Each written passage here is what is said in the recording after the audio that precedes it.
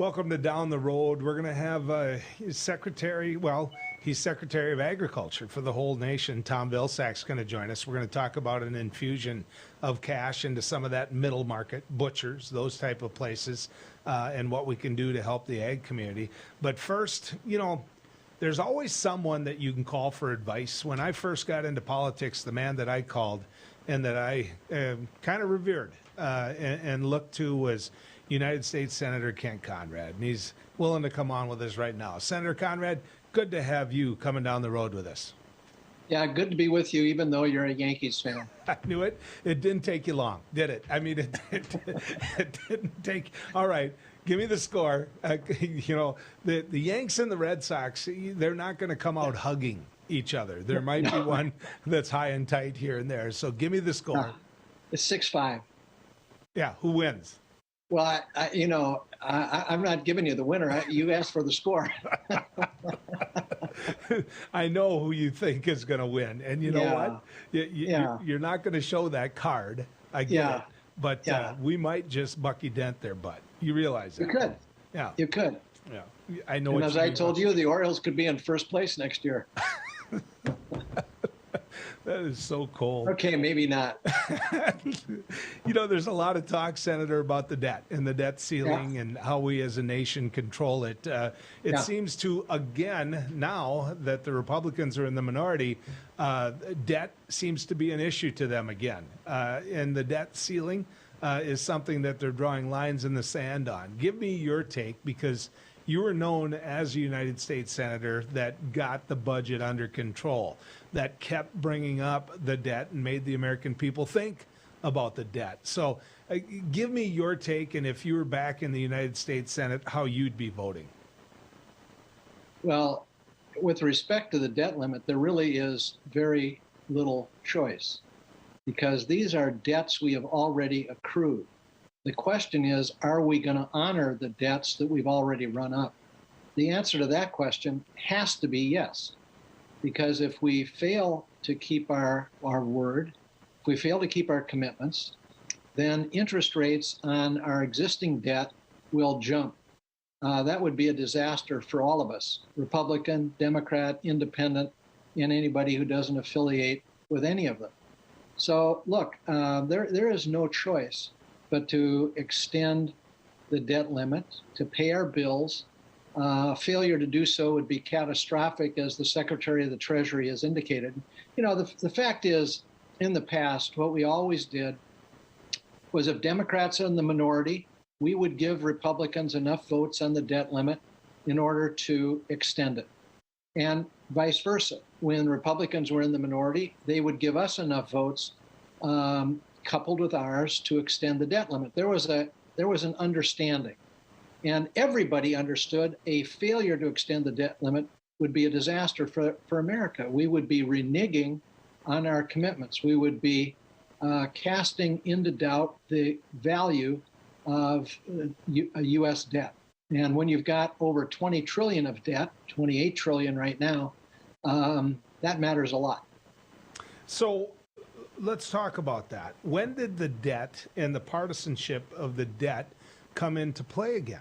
Because I said this on my radio show time and time again, that when you look at the Trump administration spending and you look at the approach of a Republican Congress, which he controlled for much of his presidency, you couldn't hardly debate that they were expanding and growing at a very fast rate, the debt.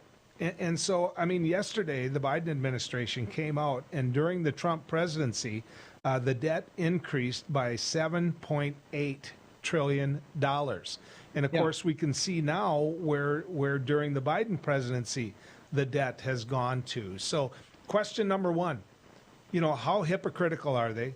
Question number two, why do we have a debt ceiling? Yeah. So first of all, are they hypocritical? There's no question. They're being totally hypocritical. All you have to do is go back and look at when they were in the majority and the debt had to be extended, which happened repeatedly. And they would say, and they would be correct to say what they did, that a failure to extend the debt limit would be catastrophic for the United States. if we reneged on the debts we've already accrued, future borrowing for the United States would be more expensive, and maybe a lot more expensive. Some people have said to me, look, our debt is 108% of our gross domestic product. In other words, we owe more money than the total size of our economy in a year. We're not alone in that. Greece is 180%. Japan is 240% of GDP.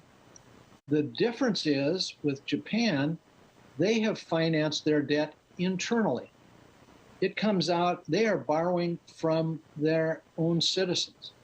In the United States, about a third of our borrowing is from abroad, mostly from China and Japan, interestingly enough.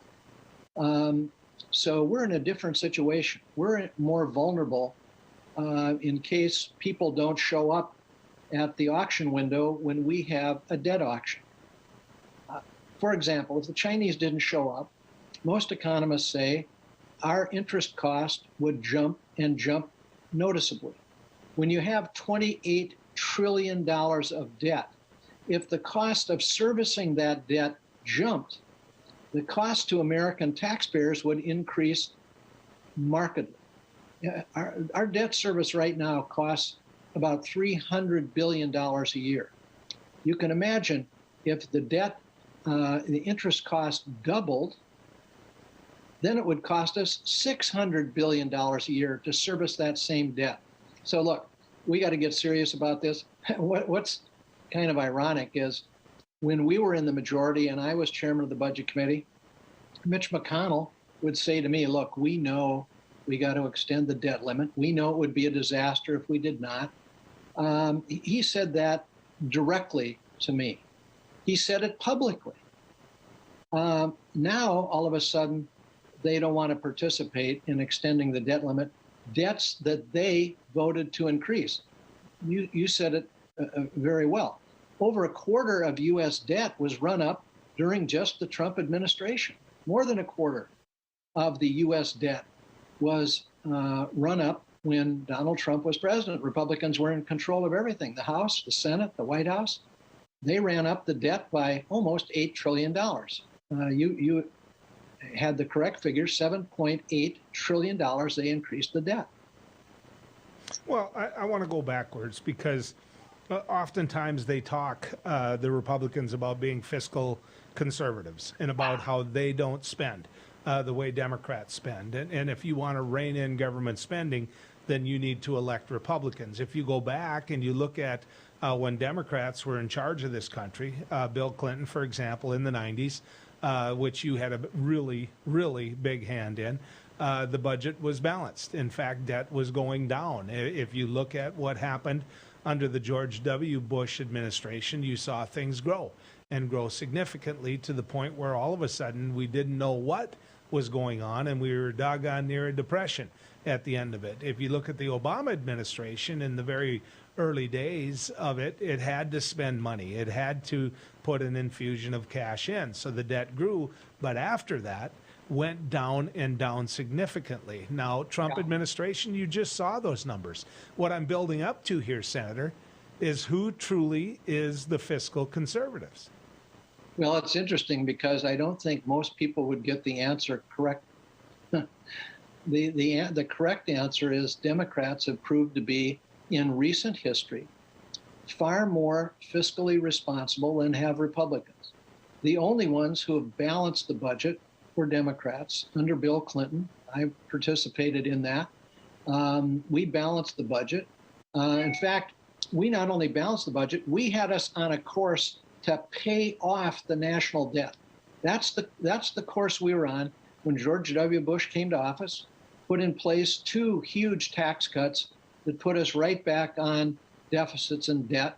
And then, of course, you exactly right, in the administration, he inherited an economy that was on the brink of a depression. So yes, money had to be spent to lift us out of that very dark period.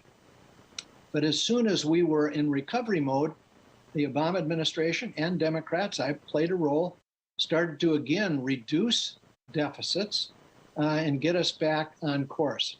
Then came the Trump administration when there was no national emergency, and he still ran up massive debt. Only at the end of his presidency, when we had the pandemic, did he have a reason to be spending beyond what we were taking in terms of revenue. That was only at the end of the Trump administration. So once again, Democrats, Joe Biden inherited a deficit that was growing, a debt that was growing because you had to deal with the pandemic to prevent a depression. So, these debts have been run up by both sides. Both sides have contributed at various times to deficits and debt. But the only ones who have actually balanced the budget and gotten us on a course to paying off debt were Democrats. That's a fact. When we come back, ladies and gentlemen, Joe Biden is a friend of Kent Conrad's. Joe Biden is someone that Kent Conrad worked with for years in the United States Senate. Senator Conrad understands the budget. He understands the makeup of government spending. And so I'm going to put this burden on him when we come back. What does it take to fix it? If he had the keys, what would he do? We'll talk about it right here when we come back. As I said before the break, they were friends, or they are friends is a better way of putting it. These two men work together on a daily basis with the same goals in mind. Joe Biden and Kent Conrad for years were in the same place at the same time. And so, I'm going to throw this on Senator Conrad's desk, which is about as unfair as you could possibly be. But Senator Conrad, fix it. Fix this budget squabble, and quite frankly, fix what's going on in America today. I'm curious what you would do. Well, one reason I left is I found out I couldn't fix it. I couldn't persuade my colleagues to do what I thought was self-evident. When you have deficits, there are only three things you can do. You can either cut spending, raise revenue, or some combination. And what I urged my colleagues to do was a combination of reducing the rate of increase of spending and increasing the rate of growth of revenue. And you could do it in a way that's relatively painless, but it takes small adjustments over a lengthy period of time that gets you back on track in a very constructive way. And we had a group we called Bowles-Simpson. Some people called it Simpson-Bowles. It was a bipartisan effort to get us back on track. The grand compromise of additional revenue and reducing the rate of spending. And those two things would have put us back on track to balance the budget, to have our debt be manageable for the long-term future of the country. It would have put Social Security back on a sound track, Medicare back on a sound track. One of the things that for some reason doesn't get mentioned is the trustees have told us that Social Security is going to be insolvent by 2034. This is 2021. That's 13 years from now. Social Security will not be able to meet all of its obligations. What will happen then is there'll be an across-the-board 23% cut. That's where we're headed. That's what the law provides. If Social Security can't keep its commitments, there has to be an across-the-board cut. Medicare, the same way. Medicare is headed for insolvency even sooner. So I would say to our leaders in Washington, hey, get with it. Democrats, Republicans, independents, quit just kicking this can down the road, because the more you do that, the more draconian the solutions are going to have to be. The longer the time period you have to fix things, the easier it is to do, the less pain that will have to be imposed. So, Anna, the clock's ticking. The power of the presidency, that bully pulpit, and the ability every day to have the nation listening to what you say. As I mentioned, Joe Biden's a friend of yours. You work together so closely. If you were sitting in a room with him right now, with everything that's laid on his table, and with what the perception is from a certain percentage of Americans, what would you tell him? What have you told him is a better way of asking it, but what would you tell him? Well, I haven't told him anything. I understand he's in office, I'm not. But if I were talking to him, I would say compromise. So Democrats have a proposal, but they're not united around that proposal. And if you want to get a result, and what is important for the country is to get results, then clearly you have to compromise. You have to get something less than you were hoping to get. That's the real world. And that's what should be done. And I would say that to my friends on the Republican side, too. If you care about the future of the country, let's do the best we can together to assure that America is on a strong fiscal footing for the future. That requires both sides to give in on some of their cherished positions. It requires Democrats to give in on some of their spending priorities, Republicans too, because Republicans who in the past were concerned about spending have been much less so in these days. And Republicans need to give up on some of their tax cutting proposals, and Republicans and Democrats together have to come together if we're going to get a result. So a lot of Democrats out there are demonizing Joe Manchin and Kyrsten Sinema. Obviously, they want the filibuster gone. They want the ability to use that majority they have in the Senate in the short period of time that they have the majority in the House to pass some of this legislation. Do you see what Joe Manchin and Senator Sinema doing as the right thing? How do you grade that out? So, look, it wouldn't be precisely where I would come down if I were still there, but I absolutely respect where they're coming from. Look, Joe Manchin represents a state that went to Trump by 41 points. Kyrsten Sinema represents a state that was very close between Trump and Biden. So the fact is, if they weren't in the United States Senate, Democrats would not be committee chairman. They would not control the United States Senate. That's a fact. So I admire Joe Manchin for being able to win in a state overwhelmingly Republican. Used to be overwhelmingly Democrat, now overwhelmingly Republican. I admire him. And he deserves to be heard. He has a voice. He has a vote. And he's saying the most he'll do, and he apparently said it months ago, the most he'll do is $1.5 trillion on this additional spending initiative. I think people ought to pay attention. So you mentioned the word compromise, which could not agree more. Both you and I know that the figure is not, if something is passed, going to be above $3 trillion. And so you know where Joe Manchin is. You just mentioned the dollar amount that he's willing to sit down and talk about and get into where the money goes. I understand all of that. But do you think that to do that, to accomplish all of that, that they're going to have to bring a vote to the floor and do it completely by themselves, that they're not going to get any of that support across the aisle?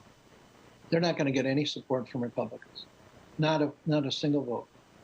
So this is going to have to be done totally on the Democratic side. And that's clear. They're going to have to deal with Manchin and Sinema to get their votes. I don't know what could be more clear. So, you can gnash your teeth, you can jump, you can scream. I'm not going to accomplish anything. The only thing that's going to accomplish something is sitting down with all the people who have a vote and figuring out what can be done to secure passage. And it's very clear that it is not going to be $3.5 trillion. Even though there are terrific initiatives there dealing with climate change, absolutely that's got to be a priority for the country. Helping people get through community college, child care, a child tax credit. These are all worthy priorities. These are things that the country needs. I think, if you poll the American people on each of these individual initiatives, there is very strong support for every one of them. The problem is that's not how things passed in the Senate of the United States. It takes the votes of individual United States senators. If you want to get this done, you got to sit down and listen and give up some of what you very much hope to achieve in order to get a positive result.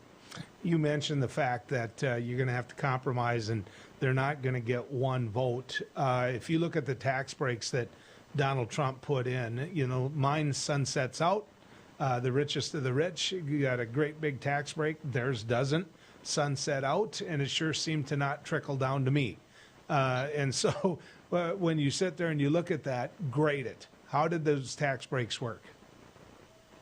Well, they overwhelmingly went to those who are the highest income.